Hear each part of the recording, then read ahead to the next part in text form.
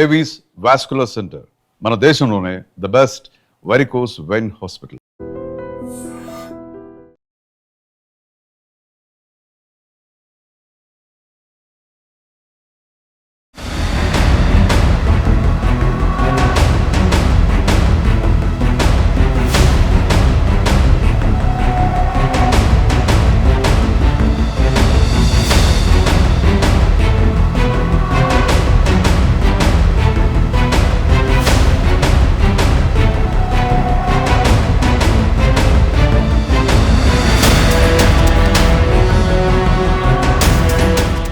స్థానం దొరకలేదని, నా స్థానాన్ని అంటే నేను ఎంతో అనుకున్నాను, నేనే కదా అంత ఇన్ని ప్లానింగ్లు చేసి అంతా చేసిన వాడిని, నన్ను దూరం పెడతారా అనేది ఒకటి.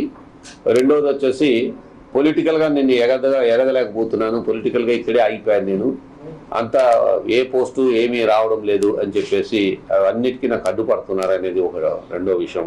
ఈ కో అక్యూజ్డ్ ఉన్నారు కదా, వెంకటాచలపతి, దాని తర్వాత శశిధర్, వీళ్ళంతా ఉన్నారు కదా, వీళ్ళందరూ కానీ ఎప్పుడు వచ్చేసి ఏం చేయలేదు, ఇంత మనం చేసినప్పటికీ నా ఉద్యోగం పోయింది, డ్రైవర్గా ఉద్యోగం నాకు ఏమి కాలేదు, డబ్బులు ఇవ్వలేదు, నాకు సెటిల్మెంట్ కాలేదు అనేది ఒక ఇది ఉన్నది. సో ఈయనకి ఇవన్నీ ఆల్రెడీ ఇందులో కొన్ని బాధలు ఉన్నాయి కనుక ఈ పక్కన ఉన్న వాళ్ళంతా చేరి ఇంకా ఆ బాధలంతా ఇంకా పెంచి ఒకరికొకరు మోటివేట్ అయిపోయి బ్రహ్మాండంగా ఒక ఇదిలాగా తయారైపోయారు.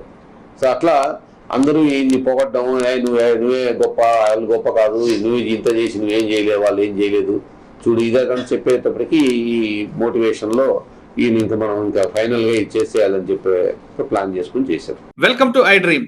ఉమ్మడి ఆంధ్రప్రదేశ్లో సంచలనం సృష్టించిన చిత్తూరు మాజీ మేయర్ హత్య కేసులో చిత్తూరు కోర్టు ఈరోజు సంచలనమైన తీర్పిచ్చింది. ఆ కేసులో భార్యాభర్తల్ని కాల్చి చంపిన చింటూతో పాటు మరో నలుగురికి ఉరిశిక్ష విధించింది. దాంతో చింటూ సంబంధించిన అందరూ కూడా జైలు పంపించారు పోలీసులు. దాంతో పాటు మేయర్ సంబంధించిన వాళ్ళందరూ కూడా చాలా సంతోషం వ్యక్తం చేస్తారు. ఈ నేపథ్యంలో అసలు ఆ రోజు ఏం జరిగింది, అక్కడ ఉన్నప్పుడు ఐఓ గారు ఏ విధంగా వెళ్ళారు, వెళ్ళిన తర్వాత సీన్ ఎలాగుంది, ఆ కేసులో ఉరిశిక్ష పడే విధంగా దర్యాప్తు చేయడానికి అప్పుడు ఎస్పీ ఘట్టమనేని శ్రీనివాసరావు గారితో పాటు అప్పుడు డిఎస్పీ లక్ష్మీనాయుడు గారు వీళ్ళందరూ ఏ విధంగా కృషి చేశారు, ఆ ప్రాసెసింగ్ ఎలా జరిగింది, ఆ ప్రొసీజర్ ఎలా జరిగింది, ఆ ప్రాసిక్యూషన్ ఎలా నిరూపించబట్టే ఉరిశిక్ష వచ్చింది అనే విషయం అంతా మాట్లాడడానికి అప్పుడు డిఎస్పీ లక్ష్మీనాయుడు గారు ప్రస్తుతం అంతా జూమ్ లో ఉన్నారు అని అడిగి చాలా విషయాలు తెలుసుకున్నాం. సార్ నమస్తే అండి. నమస్తే అండి. కంగ్రాచులేషన్స్ అండి. Thank you very much.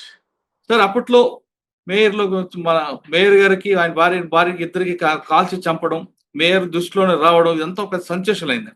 ఆ కేసులో అప్పుడు చిత్తూరు ఎస్పీ ఘట్టమనేని శ్రీనివాసరావు గారు ఒక టీంని ఫామ్ చేయడం, ఆయన కూడా స్పాట్కి వచ్చి చూడడం, దాంతో ఆ కేసు కరెక్ట్ గా ప్రొసీజర్ ఎక్కడ కూడా మిస్ కాకుండా ఆ చైన్ తెగిపోకుండా ఆ రోజు ఇన్వెస్టిగేషన్ చేయబట్టి ఈ రోజు కన్విక్షన్ వచ్చింది, అది కూడా డెత్ సెంటెన్స్ వచ్చింది.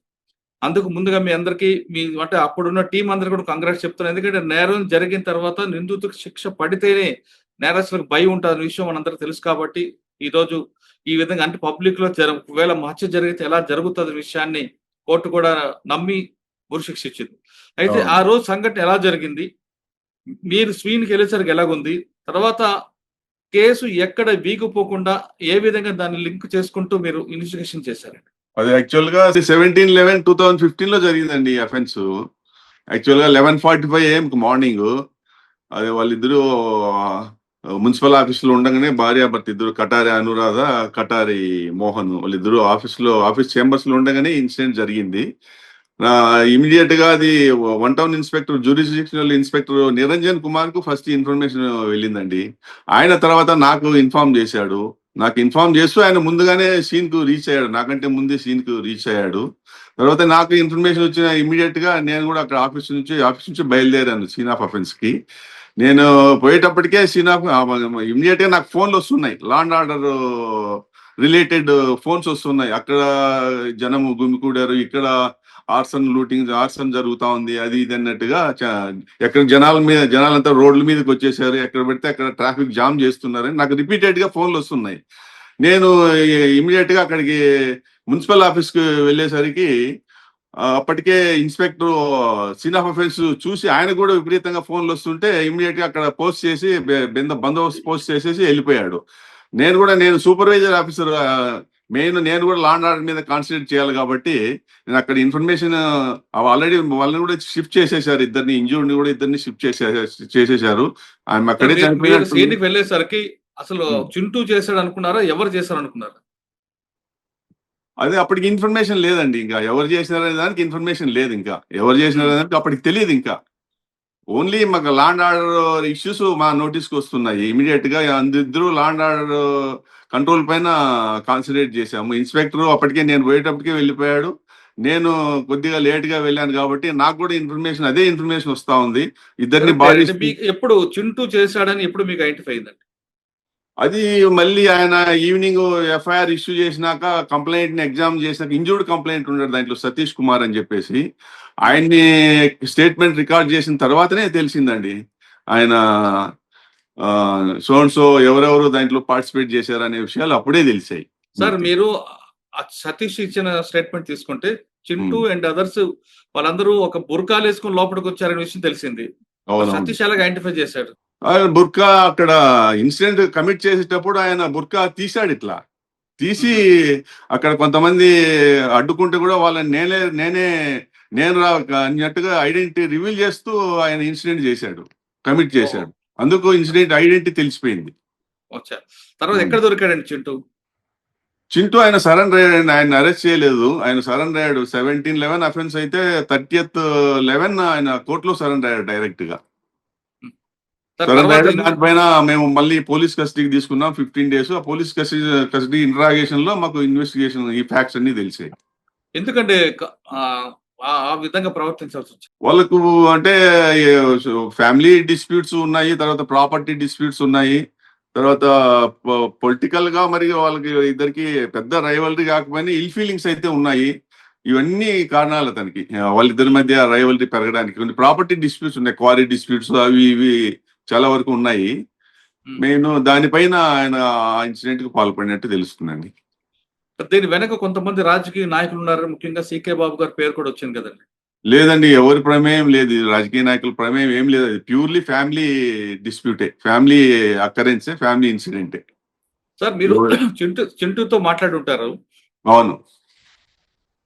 ఏం సాధించాడండి? ఇప్పుడు మర్డర్ చేశాడు, జైలుకి వెళ్ళాడు, తర్వాత ఆయన అంతా లైఫ్ అలాగ అవుతుందన్న విషయం ఆయన ముందు తెలియదా, లేదంటే ఎవరు నన్ను ఏం పట్టుకోలేరు చేయలేరు అనే భావంతో ఆ విధంగా చేశాడా? ఆయనకి ఇంతకు ముందు క్రిమినల్ హిస్టరీ ఉందండి. ఇంతకుముందు అక్కడ చిత్తూరులోనే సీకే బాబు పైన వాటిపైన దాడి చేసిన హిస్టరీ ఉంది అతనికి. తర్వాత ఈయన మేనమామే కదా, కటారి మోహన్ వచ్చి ఆయనకు సొంత మేనమామే. తర్వాత లేటర్ ఆన్ వీళ్ళిద్దరి మధ్య డిస్ప్యూట్స్ ఏవో డెవలప్ అయిన చేసిన తర్వాత ఈ ఘాతకానికి పాల్పడ్డాడు. ఒరిజినల్ గానే కొద్దిగా అరగెంట్ టైప్ అతను. అందుకు అతను దాని కాన్సిక్వెన్సెస్ ఆలోచించినట్టు లేడు. సార్ ఆయన యారగెంట్ అని మీరే చెప్తున్నారు, క్రిమినల్ బ్యాక్గ్రౌండ్ అని చెప్తున్నారు. కటార్ మోహన్ రావు గారు కూడా ఆయన మీద సస్పెక్ట్స్ ఉందని గతంలో కూడా కంప్లైంట్ ఇచ్చారు. ఈ నేపథ్యంలో ఆయన మీద పీడీ యాక్ట్ పెట్టో చేస్తుంటే ఈ మర్డర్ జరిగి ఉండేది కాదు కదా. పీడీ యాక్ట్ అంటే కొన్ని ఇష్యూస్ ఉంటాయండి. పీడీ యాక్ట్ అంటే ఎవరి మీద పడితే పీడీ యాక్ట్ కాకపోతే రౌడీ షీటో లేదా ఇంకోటి ఇప్పుడు ప్రూవ్డ్ అఫెన్సెస్ ఉండాలి. రౌడీ షీట్ ఉంది ఆల్రెడీ ఆయన పైన, రౌడీ షీట్ చాలా ఏళ్ళుగా ఉంది. అది పీడీ యాక్ట్ పెట్టాలంటే కొన్ని ప్రూవ్డ్ అఫెన్సెస్ ఉండాలి. అప్పటికి ఇంకా అఫెన్సెస్ మెయిన్ అఫెన్సెస్ అన్ని ట్రయల్ స్టేజ్ లోనే ఉన్నాయి కాబట్టి పీడీ యాక్ట్ ఇంపోజ్ చేయడము లీగల్ గా కుదరని పని కాబట్టి అది ఆ పని చేయలేదు.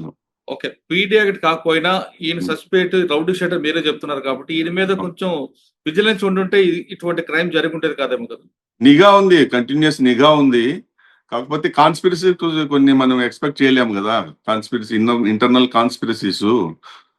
మేమైతే కంటిన్యూస్ నిఘా అయితే ఉందండి ఆయన పైన. ఈ రౌడీ షీటర్ కాబట్టి పీరియాడికల్ గా అతన్ని స్టేషన్ కి పిలవడము, అటెండెన్స్ ఇవన్నీ మానిటర్ చేస్తుంటాము. కానీ కొన్ని ఇన్సిడెంట్స్ జరిగిపోతాయి అంతే, అట్లా కొన్ని విషయాలు. సార్ ఫైనల్ గా చెప్పండి, మీరు అతను అరెస్ట్ చేశారు, బయటకు వచ్చారు, ఈ కేసులో కన్విక్షన్ వస్తుంది, అందులో లైఫ్ వస్తుంది అనే విషయం మీరు ఎక్స్పెక్ట్ చేశారా? ఖచ్చితంగా ఎక్స్పెక్ట్ చేసామండి. ఎందుకంటే డెత్ సెంటెన్స్ వస్తుందని ఎక్స్పెక్ట్ చేశాం. ఎందుకంటే అది అఫెన్స్ నేచర్ అట్లాంటిది. ఎందుకంటే అది చేంబర్స్ లేక పోయి పట్టపగలు బుర్ఖాలు వేసుకొని ఒక పబ్లిక్ సర్వెంట్ ను ఆయన హస్బెండ్ ని కాల్చడం in the presence of so many witnesses, వాళ్ళ ప్రెజెన్స్ లో కాల్చడం అనేది అది చాలా సొసైటీలో చాలా భయభ్రాంతులు కలిగించే విషయం. ఖచ్చితంగా ఇది మేము డెత్ పెనాల్టీ ఎక్స్పెక్ట్ చేసాము. ఆ రకంగానే మా ఎక్స్పెక్టేషన్స్ కు తగ్గట్టుగానే కోర్టు కూడా డెత్ పెనాల్టీ విధించిందండి. సార్ అరెస్ట్ చేసిన తర్వాత ఆయన బెయిల్ తెచ్చుకోవడానికి రాకుండా ఉండడానికి ఆ ప్రొసీజర్ ఎలా చేశారండి ఎస్పీ గారు గైడెన్స్ లో? చాలా చేసామండి. 9 ఇయర్స్ రిమాండ్ పీరియడ్ లో ఉన్నాడు. 9 ఇయర్స్ ఒక అండర్ ట్రయల్ ప్రిజనర్లు రిమాండ్ లో ఉండడం అనేది చాలా అది రేర్ ఇష్యూస్. ఎందుకంటే ఆయనకి బెయిల్ రాకపోవడం కూడా ఈ అంశాలే కారణం. అంటే పట్టపగలు అంత దారుణమైన హత్య చేయడం వల్ల అందులో పబ్లిక్ సర్వెంట్ ను ఆఫీసులో కాల్చి చంపడం అనేది చాలా ఘాతుకమైన చర్య కాబట్టి కోర్టు కూడా 9 ఇయర్స్ బెయిల్ ఇవ్వలేదు అతనికి. 9 ఇయర్స్ తర్వాత మన రీసెంట్ గా ట్రయల్ ముందు బయటకు వచ్చాడు. ఇంకా కొంతమంది ఇప్పటికీ బెయిల్ రాలేని వాళ్ళు ఉన్నారు. దాంట్లో ఇద్దరు A3 A4 కి ఇప్పటికీ బెయిల్ రాలే. ఈవెన్ సెంటెన్స్ ఇంపోజ్ అయినప్పటికీ కూడా బెయిల్ వాళ్ళు రిమాండ్ లోనే ఉన్నారు. ఓకే సార్, సో దానికి మేము ఇంకా హైకోర్టు కూడా ప్రతిసారి బెయిల్ హీరింగ్ వచ్చినప్పుడల్లా మా ఇన్స్పెక్టర్స్, తర్వాత మా ఎస్ఐస్, మా ఎస్పీ గారి డైరెక్షన్ లో బాగా అటెండ్ అయ్యి అన్ని విషయాలు అక్కడ ఎక్స్పోజ్ చేసి బెయిల్ రాకుండా చేశాము. ఈ విషయంలో మా ఎస్పీ గారు చాలా గైడెన్స్ ఉందండి. అప్పట్లో ఘట్టంనేని శ్రీనివాస్ గారు మా ఎస్పీ, ఆయన గైడెన్స్ కూడా చాలా ఉంది. ఈ కేసు కన్విక్షన్ రావడానికి కూడా ఆయన గైడెన్స్ కూడా ఒక ముఖ్య కారణం అండి. సార్ ఫైనల్ గా చెప్పండి, ఇటువంటి క్రిమినల్స్ కి మీరు ఏ మెసేజ్ ఇస్తారండి? మర్డర్ చేసి తప్పించుకోవడం అనేది ఈ కాలంలో చాలా కష్టమైన విషయం అండి. ఎందుకంటే ఇన్వెస్టిగేషన్స్ కూడా బాగా రాటుదేలినాయి. సైంటిఫిక్ ఇన్వెస్టిగేషన్స్, ఫోరెన్సిక్ ఎవిడెన్స్లు, ఫింగర్ ప్రింట్స్, రకరకాల ఈ సెల్ ఫోను, ఇవి సీసీ కెమెరాస్ ఇవన్నీ ఉన్నాయి కాబట్టి వాటన్నింటినీ తప్పించుకొని నేను బయటపడతాను, మర్డర్ చేసి లేకపోతే సమ్ అదర్ హీనియస్ అఫెన్స్ చేసి అనుకుంటే మాత్రం పొరపాటు. ఇంకా అది మర్చిపోవాల్సిందే. ఇంకా రాబోయే కాలంలో అది మర్చిపోవాల్సిందే పూర్తి. ఖచ్చితంగా కన్విక్షన్స్ వస్తాయండి. సార్ ఈ కేసులో అంటే శిక్ష పడ్డానికి ప్రధాన కారణం ఏంటండి? ట్రాన్స్పరెన్సీ అనుకోవచ్చా, లేదంటే వాడు చేసిన ఎఫెన్స్ యొక్క రిఫ్లెక్ట్ అనుకోవచ్చా? అఫెన్స్ నేచర్ అండి. First of all offence nature ఒకటి. దానికి తగ్గట్టు సాక్ష్యాధారాలు కూడా మంచి సాక్ష్యాధారాలు సేకరించినాము. దాంట్లో ఇంజూర్డ్ విట్నెస్ ఉన్నాడు, సతీష్ కుమార్ అని చెప్పేసి. Injured witness. అతను అడ్డం పోతే వెనక నరికారు, గ్రీవియస్ ఇంజురీ అయింది, వెనకంతా ఫ్రాక్చర్స్ అయినాయి. అంతకన్నా బెస్ట్ ఎవిడెన్స్ సాక్ష్యం మనము సేకరించలేము. దానికి పోలు ఇంకా అదర్ ఐ విట్నెసెస్ కూడా ఉన్నారు. తర్వాత రికవరీ ఆఫ్ వెపన్స్, తర్వాత చాలా రకాలైన సాక్ష్యాలు, మంచి మంచి సాక్ష్యాలనే మేము సేకరించాం కాబట్టి ఈ టైప్ ఆఫ్ కన్విక్షన్ కి అవకాశం ఉందండి. నేరం చేసిన తర్వాత తప్పించుకోవడం అయితే గతం కానీ ప్రస్తుతం జరగదంటున్నారు లక్ష్మీనాయుడు గారు. ఏ నేరస్తుడైనా సరే నేరం చేసిన తర్వాత, చేయకముందే ఆలోచించుకుంటే చేసిన తర్వాత ఒక కుటుంబం కాదు మీ కుటుంబం కూడా రోడ్డు మీద పడే అవకాశం కనిపిస్తుందంటూ చెప్తున్నారు. నేరం చేశాం కదా, మమ్మల్ని ఎవరు పట్టుకోవడం అనేది గతం. ప్రస్తుతం మాత్రం ఎలాంటి పరిస్థితులు జరగదు. ఎందుకంటే ఇప్పుడు సాక్ష్యాలు కానీ టెక్నికల్ గా సైంటిఫిక్ గా బాగా డెవలప్ అయ్యాం. ఖచ్చితంగా ఒక నేరం చేసిన తర్వాత మన శిక్ష పడడం అనేది ఏ స్థాయిలో ఉంటుంది అనేది మన చింటూ కేసు తీసుకుంది. చింటూ ఒక క్రిమినల్ గా మారి ఏ విషయంగా అయితే ఏ విధంగా అయితే తయారయ్యాడో, పేరెంట్స్ యొక్క అంటే తల్లిదండ్రుల పెంపకం సరైన లేకపోవడమో, లేదు సమాజంలో ఉన్న చుట్టూ ఉన్న స్నేహితుల ప్రభావం మొత్తం మీద తీసుకుంటే మేయర్ కుటుంబానికి ఏ విధంగా కాల్చాడో అతను కూడా ఉరిశిక్షకు ఎక్కుతుంది. అంటే ఇక్కడ వచ్చేసరికి ఆయనకి ఏం లాభం వచ్చిందని మాత్రం ఒక ప్రశ్నగా మిగులుతుంది. ఒక కుటుంబానికి వాళ్ళ పిల్లలకి అనాథలు చేశాడు. అదే విధంగా అతని కుటుంబం కూడా ఇప్పుడు రోడ్డు మీదకి వచ్చే అవకాశం ఉండదు. ఇది మన చిత్తూరు మేయర్ విషయంలో చింటూకు పడిన ఉరిశిక్షపై అప్పుడే ఇన్వెస్టిగేషన్ ఆఫీసర్ లక్ష్మీనాయుడు గారి వెర్షన్, దీని తర్వాత పబ్లిక్ ప్రాసిక్యూషన్ ఎలా జరిగింది, అదేవిధంగా మేయర్ గారి కుటుంబ సభ్యులు ఏమంటున్నారో కూడా చూద్దాం. సార్ నమస్తే అండి, థ్యాంక్ యూ అండి. ఇంకొక విషయం చెప్తాం. ఇలాంటి హై ప్రొఫైల్ మర్డర్ కేసుల్లో టీమ్ ఎఫర్ట్ అనేది చాలా ఇంపార్టెంట్. ఎందుకంటే అది చాలా ఇన్వెస్టిగేషన్స్, చాలా ఏరియాస్ తిరగల, చాలా అంశాలు ఉంటాయి. అప్పట్లో హెడ్ క్వార్టర్స్ లో నేను law and order subdivisional officer అయినా కూడా చాలా మంది డిఎస్పీలు ఉన్నారు అప్పుడు హెడ్ క్వార్టర్స్ లో. వాళ్ళ కోఆపరేషన్ కూడా చాలా ముఖ్య కారణం అండి ఈ కన్విక్షన్స్ కి. వాళ్ళ కోఆపరేషన్, తర్వాత సీనియర్ ఆఫీసర్స్ వాళ్ళ గైడెన్స్, తర్వాత లోయర్ క్యాడర్ ఆఫీసర్స్, ఇన్స్పెక్టర్స్, ఎస్ఐలు వాళ్ళు కూడా అంత టీమ్ ఎఫర్ట్ వల్లనే ఇంతటి కన్విక్షన్స్ కి సాధ్యమైందండి. ఓకే, అదే వాస్తవం. మీ ఒక్క రోజు కాదు, టీమ్ వర్క్. అవును. ఓకే, థ్యాంక్ యూ అండి. ప్రాసిక్యూషన్ చేసిన స్పెషల్ పీపీ గారు శైలజ గారు ప్రస్తుతం మనతో ఉన్నారు. ఇంతవరకు మనం ఐఓ లక్ష్మీనాయుడు గారితో మాట్లాడడం, ప్రస్తుతం స్పెషల్ పీపీ గారితో మాట్లాడదాం. ఈ కేసులో ఆ చింటూతో పాటు మరో 4 కన్విక్షన్ అంటే డెత్ సెంటెన్స్ వచ్చిందంటే ప్రాసిక్యూషన్ ఏ విధంగా ప్రజెంట్ చేశారనే విషయాన్ని మనతో చెప్పడానికి స్పెషల్ పీపీ శైలజ గారిని అడుగుతాం. మేడం నమస్తే. మేడం నమస్తే సార్. కంగ్రాచులేషన్స్ అండి. Thank you very much sir. Madam, సాధారణంగా ప్రతి కేసులో ఐఓ చేస్తారు. ఐఓ చేసిన తర్వాత మీకు ఛార్జ్ షీట్ వస్తుంది. ఆ లింక్ తెగిపోకుండా ఏ విధంగా మీరు ప్రాసిక్యూషన్ కోర్టు ముందు ప్రొజెక్ట్ చేశారు? ఇందులో మెయిన్ కన్విక్షన్ కాకుండా డెత్ సెంటెన్స్ వస్తుంది మీరు ఎక్స్పెక్ట్ చేశారా? డెత్ సెంటెన్స్ వచ్చేలా మీరు ఎలాగా ఆర్గ్యూ చేశారండి? సార్, ఈ కేసులో యాక్చువల్గా ఫ్యాక్ట్స్ పరంగా చూస్తే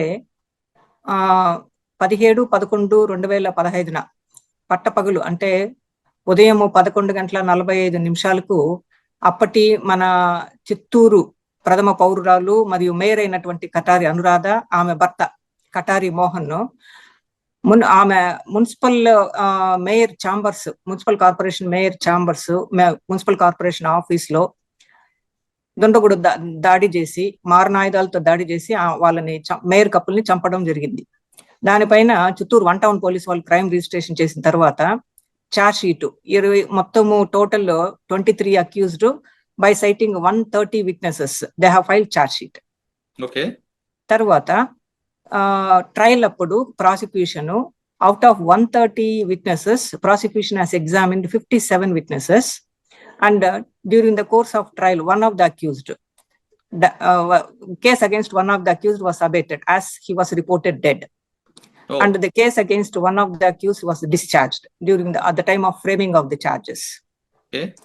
While it being so, what at all the materials collected by the investigating agency during the course of investigation was presented by the prosecution in such a manner linking the material, that is collected material, to that of the assailants. Okay. So as to bring home the guilt of the accused beyond all reasonable doubt. For the charges framed against them, that is for the offence under section 302 together with 120B IPC. Okay. Having been verified the material on record presented by the prosecution, Okay. the court found that A1 to A5 guilty for the offence under section 302 read with the 120B IPC and sentenced them to death by awarding a victim compensation of rupees 70 lakhs, Oh. out of which the deceased family has to be paid 50 lakhs and the victim de facto complainant, who was examined by the prosecution as PW1, to be paid with an amount of rupees 20 lakhs by A1. Okay. By A1. Okay madam, ఈ 20 lakhs 70 lakhs pay చేయకపోతే extra ఉందండి ఇంకేమైనా, లేదా already నాకు death sentence ఇచ్చారు కదా pay చేయనంటే ఏం చేయాలండి? In default, the court ఏం చెప్తుందంటే he has to undergo simple imprisonment for a period of 6 months if at all he fails to pay the victim compensation. But ఇందులో 302 120B 302 అంటే మీకు ఆర్మ్స్ యాక్ట్, అది మర్డర్ కేసు కాబట్టి prove అయింది. 120B conspiracy, అది ఎలా ప్రూవ్ చేశారంటే? అది ఎలా ప్రూవ్ చేశామంటే that is there will be circumstances. It is based mainly upon the circumstantial evidence. That is, prior to the incident, the accused met together at a place and they have designed a plan to execute. In the execution of their plan, they have moved from one place to another, and they have also recorded the scene of offense, that is a corporation office. Prior to that, videographed the scene of offense prior to their execution. These are all the linking evidence, that is Okay. circumstantial evidence. Okay. Defence తీసుకున్న appeal ఏంటండి? Defense, they say that they did not dispute as to the scene of offense or the death of the deceased, as mentioned by the doctor, that is the cause of death of the deceased has not been disputed. The only dispute is that participants of the assailants in the commission of the crime. Okay. కానీ ఒక కేసులో 9 సంవత్సరాలు జైల్లో ఉన్నాడు అబ్బాయి, బయటకు వచ్చాడు, అంత అయింది. కానీ జడ్జిమెంట్ వచ్చేసరికి ఎందుకండి 1, 2, 3 రోజులు ప్రొలాంగ్ అయిందండి?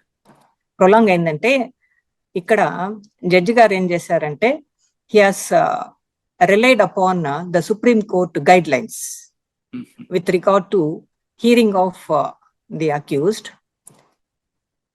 on the sentence. The pre-sent hearing అని అంటారు దీన్ని. దీంట్లో మిటిగేటింగ్ ఫ్యాక్టర్స్ ఏమన్నా ఉంటే వాళ్ళు చెప్పుకోవచ్చు. మిటిగేటింగ్ అంటే కన్విక్షన్ ని రెడ్యూస్ చేసే సర్కమ్స్టాన్సెస్ కానీ ఫ్యాక్టర్స్ కానీ వాళ్ళ వైపున ఏదైనా ఉంటే they are at liberty to come out before the court. అచ్చా, వాళ్ళు ఏం చెప్పారండి? చింటూ అండ్ అదర్స్ ఏం చెప్పారండి? దానికి కోర్టు వారు క్వశ్చనేర్ వేశారు. As per the guidelines of the Supreme Court, the court has framed a questionnaire and put before the accused for answering the same, for which they have answered. Okay, ఏమంటారంటే ఉరిశిక్ష వద్దంటారా లేదా అసలు వాళ్ళు మేము నేరం చేయలేదు అని అంటారు. They deny the commission of the offence. కానీ అంటే డెత్ సెంటెన్స్ వేరు, లైఫ్ కన్విక్షన్ వేరండి. ఈ డెత్ వస్తుందా మీరు ఎక్స్పెక్ట్ చేశారా? It is a grave offense. Gravest offense. It is not grave. It is the gravest offense and extreme offense where the prosecution can expect a death penalty. ఓ, అంటే 5 members కూడా death.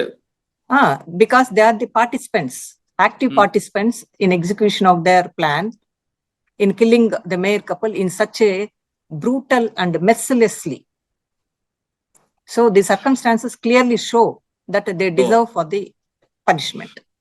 But judgement వచ్చిన తర్వాత accused ఏమన్నారండి? కోర్టులో ఏమైనా చెప్పారా వాళ్ళు?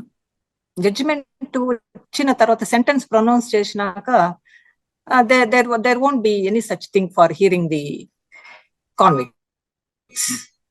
అంటే ఇందులో బిఫోర్ ప్రీసెంట్ హియరింగ్ అని అంటారు. అంటే వాళ్ళు జడ్జిమెంట్ వచ్చిన తర్వాత హియరింగ్ అనే కాన్సెప్ట్ ఉండదు. జడ్జిమెంట్ రాకముందు ఆల్రెడీ వాళ్ళు చెప్పుకోవాల్సి చెప్పారు. అంటే ఉరిశిక్ష అనౌన్స్ చేసినప్పుడు వాళ్ళ ఫీలింగ్స్ ఎలా ఉన్నాయి? జడ్జిమెంట్ ప్రొనౌన్స్ చేసి ఫీలింగ్స్ ఏముంటుంది సార్? Normal, quite normal. అంటే పశ్చాత్తాప పడ్డామన్న ఫీలింగ్ అని కనిపిస్తుందా, లేదు తాట తేలిపోయినట్లున్నాయండి? ప్రాసిక్యూషన్ ఎందుకు అబ్జర్వ్ చేస్తుంది సార్ వాళ్ళని? We will not observe the feelings of the convicts kada. They will be standing at a far distance from the prosecution. In view of the security measures, we will be somewhere. Okay. But final గా చెప్పండి. Okay, final గా చెప్పండి madam, IO ఇచ్చిన charge sheet లో ఈ కేసులో ఈ conviction రావడానికి, డెత్ సెంటెన్స్ రావడానికి ప్రధానంగా ఒక పాయింట్ ఉంటుంది. ఆ పాయింట్ ఏంటంటే ఎక్కడో దగ్గర మీకు కనిపిస్తుంటది?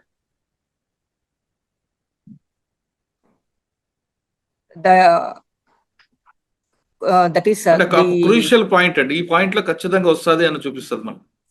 ఒకే ఒక పాయింట్ అండి, the depraved activity of the accused in execution, that is the killing of the mayor couple.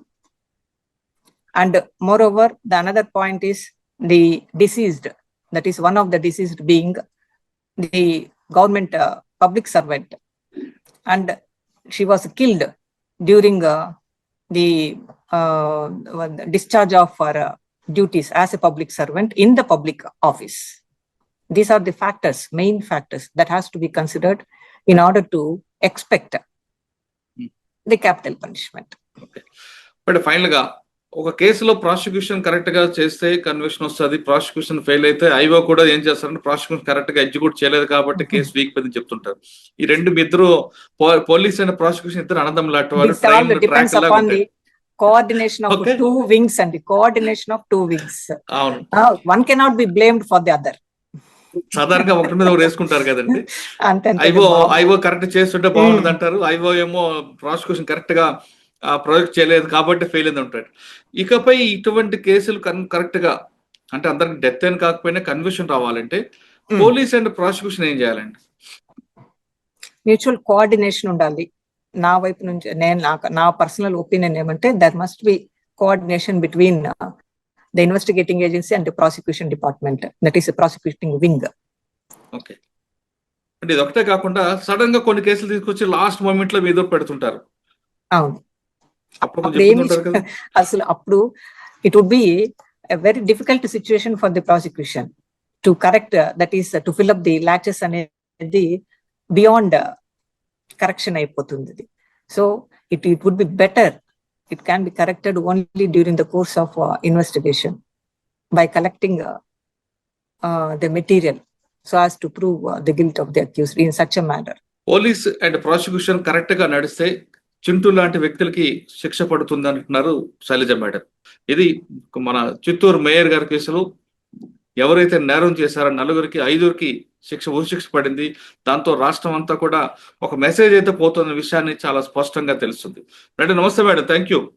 Thank you sir. చింటూతో పాటు మరో నలుగురికి ఉరిశిక్ష పడడం పట్ల కటారి మోహన్ రావు గారి కోడలు ఏమంటున్నారో, వాళ్ళు ఏ విధంగా ఇంకా ఎక్కువ ఎక్స్పెక్ట్ చేస్తున్నారు విషయాన్ని ప్రస్తుతం మనతో మాట్లాడడానికి కటారి మోహన్ రావు గారి కోడలు హేమల దగ్గర ఉన్నారు. అమ్మా నమస్తే అమ్మా. నమస్తే అండి. సంఘటన జరిగింది ఆ రోజు అందరు చూస్తుంటారు, కానీ పబ్లిక్ గా ఇద్దరిని భార్యాభర్తలను కాల్ చంపిన చింటూతో పాటు మరో నలుగురికి ఉరిశిక్షతో పాటు 70 లక్షల రూపాయలు పెనాల్టీ కూడా కోర్టు విధించింది. ఈ తీర్పు పట్ల మీరు ఏ విధంగా స్పందిస్తున్నారు? అందరికీ నమస్కారం అండి. తీర్పు అనేది మేము 10 years గా వెయిట్ చేస్తున్నాం అండి. యాక్చువల్ గా ఇన్సిడెంట్ అయితే November 17, 2015లో మన చిత్తూరు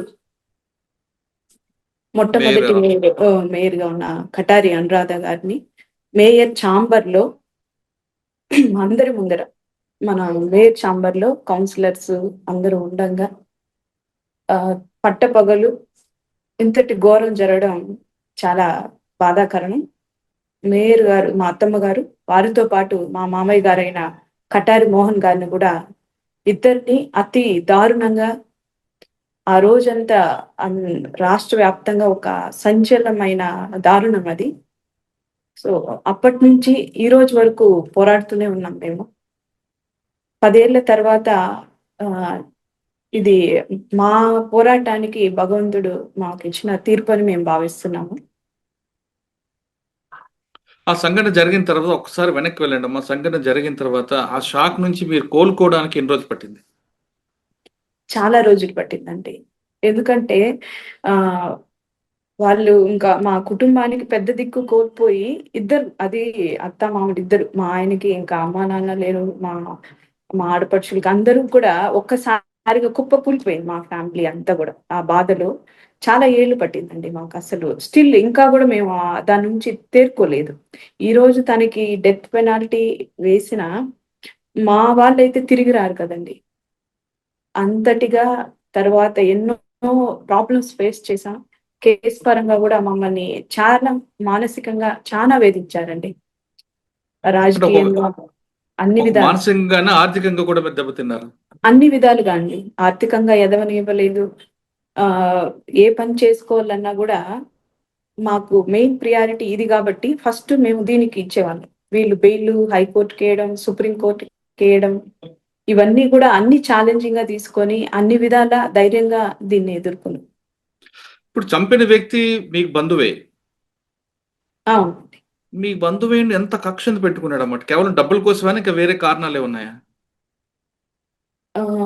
డబ్బుల కోసమనే కాదు, యాక్చువల్ గా అయితే కొన్ని తను మా అత్త మామలతోనే ఇంట్లోనే, యాక్చువల్ మా ఆయన ఒక్కడే, కానీ తనని కూడా మేనల్లుడిని కూడా ఇంట్లో సొంత కొడుకులాగా చూసుకున్నారనమాట. కొడుకులాగా చూసుకొని అంత ప్రియారిటీ ఇస్తుంటే తను వేరే వాళ్ళ మాటలు విని తనకి ఎక్కువ ప్రియారిటీ ఇవ్వట్లేదని సమాజంలో మా మామయ్యకి వస్తున్న అందరూ ఆదరిస్తున్న దాన్ని కానివ్వండి, వాళ్ళ పేరు ప్రతిష్టలు రావడం కానీ తను ఓర్వలేకపోయాడు అనమాట.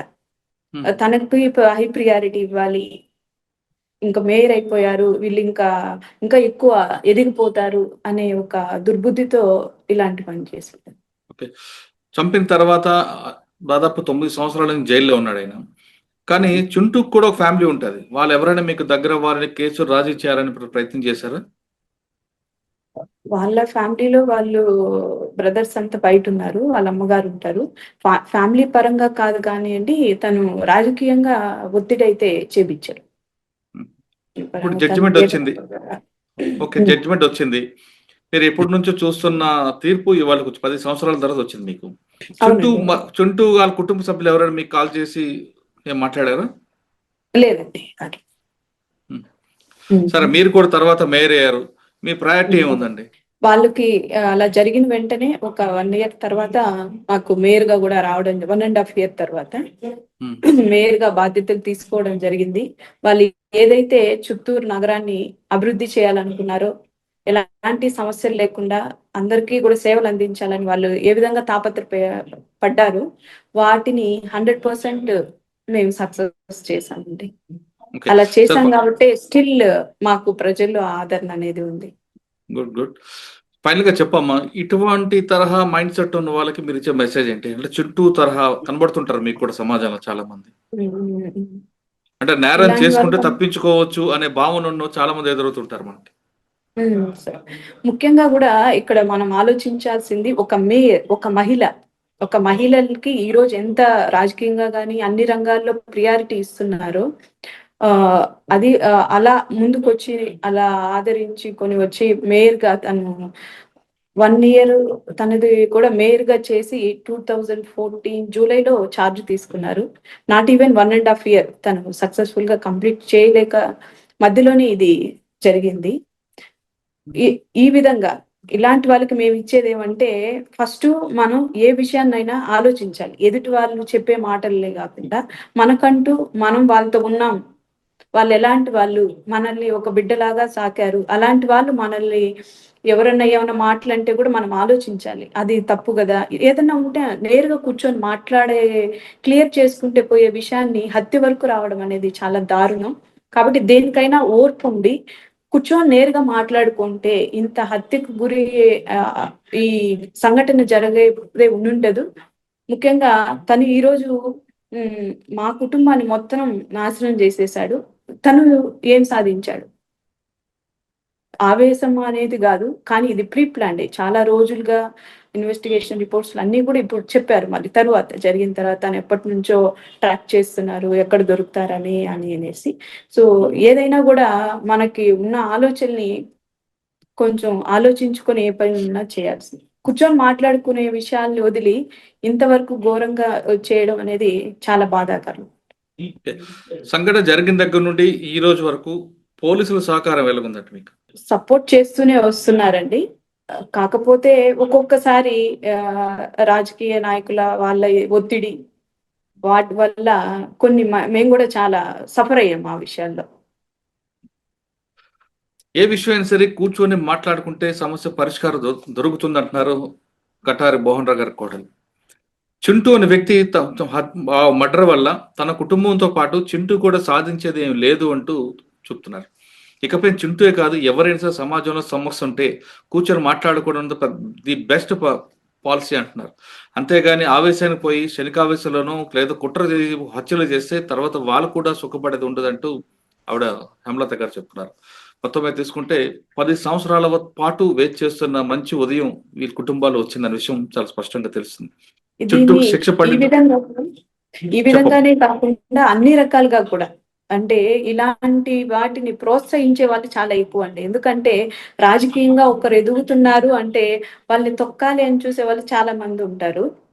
సో అలాంటి వాళ్ళకి అందరికీ కూడా అలాంటి వాళ్ళ వల్ల మాలాంటి కుటుంబాలు సఫర్ అవుతున్నాం ఈరోజు. అలా ఉంటాయి. అంటే ఎవరో చెప్పారని కాకుండా ఒక సమస్యని, కుటుంబంలో ఉన్న సమస్యను పరిష్కరించుకుంటుంటే ఈ సమస్య వచ్చేది కాదు. ఇప్పుడు కటారి మోహన్ రావు గారి భార్యని అతన్ని ఇద్దరు చంపిన తర్వాత చింటూ ఏమైనా సుఖపడ్డాడంటే జీరో కనిపిస్తుంది. అతనికి క్రిమినల్ బ్యాక్గ్రౌండ్ కి చుట్టుపక్కల వాళ్ళు చెప్పిన మాటలు విని సొంత మేనమామని మేనత్తని చంపిన తర్వాత ఆయన ఏమీ సాధించలేదు. ఇది చాలా మంది తెలియని విషయం ఏంటంటే, ఈ మర్డర్ చేస్తే, నేరం చేస్తే తప్పించుకుంటామని భావిస్తున్న వాళ్ళకి Chintu the best example criminal story. ఆయన ఎప్పటి నుంచో సొంత మేనమామకి కొడుకు తర్వాత కొడుకుగా చూస్తున్న మేనమామనే ఆయన ఈ విధంగా హత్యకు పాల్పడ్డాడంటే ఏమి సాధించాడంటే ఏమి లేదు. ఉరిశిక్షకు వెళ్ళింది. తర్వాత చింటూ వాళ్ళ అమ్మగారులు అందరూ కూడా ఇబ్బంది పడుతుంటారు. కాబట్టి ఎవరైనా నేరం చేయాలనుకుంటే 1-2 సార్లు ఆలోచించండి. నేరం చేసే ముందు కాదు, తర్వాత జరిగే పరిణామాలపై పూర్తిగా అధ్యయనం చేయండి. ఒకవేళ ఎవరైనా మీకు వెనక నుండి కానీ చేయించాలనుకుంటే మీ దగ్గరలో ఉన్న బంధువులకు కానీ, స్నేహితులకు కానీ, లేదా వేరే వాళ్ళకి వెళ్ళి సలహా తీసుకున్న తర్వాతే అటువంటి కార్యక్రమాలు చేపట్టండి. కానీ అంతేగాని కేవలం కుట్రతోనూ, తప్పించుకోవచ్చని భావంతోనూ, శనికావేశంలో కానీ నేరాలు చేయొద్దన్న విషయం ఇది చింటూ కేసు అనేది మనకు తెలుస్తుంది. ఇది చింటూతో పాటు మరో 4 ఉరిశిక్ష పడిన విధానంపై లక్ష్మీనాయుడు గారు చాలా స్పష్టంగా చెప్పారు. ఆ కేసులో శిక్ష పడడానికి ఏ విధంగా చేస్తామన్నది. ఈ కేసులో ప్రాసిక్యూషన్ చేస్తున్న శైలజా మేడం గారు కూడా ఎందుకు కేసులో కన్విక్షన్ డెత్ మా పెనాల్టీ ఎందుకు వచ్చిన విషయం ఆవిడ చెప్పారు. దాంతోపాటు 10 సంవత్సరాల పాటు కుటుంబ పెద్దను కోల్పోయిన హేమలత గారు తమ అభిప్రాయాలు చెప్పుకొచ్చారు. ఇది మరో అంశంలో మళ్ళీ కలుద్దాం. అంతవరకు నమస్తే. థ్యాంక్ యూ అమ్మా. Thank you very much. And for more videos, Please subscribe to iDream. Please subscribe to iDream. Please subscribe iDream. And please subscribe to iDream. For more videos, subscribe to iDream. please like, share, and subscribe to the channel. Congratulations, iDream. Subscribe to iDream. Subscribe to iDream. So, subscribe to iDream Media. iDream ki iDream team andarki huge congratulations. Please subscribe iDream Media. Please subscribe to iDream. Subscribe iDream. Please subscribe to iDream. iDream అంటే నా కళల ఛానల్ను subscribe చేసుకున్న నోరు తిరుగుతలేదు. మీరైతే గంట గుర్తు కొట్టండి. For more such videos, please subscribe to iDream. Subscribe to iDream. Please subscribe to iDream. Please subscribe iDream Media. Please do subscribe to iDream. Please subscribe to iDream Media. For best entertainment and information, please subscribe iDream. And don't forget to subscribe to iDream.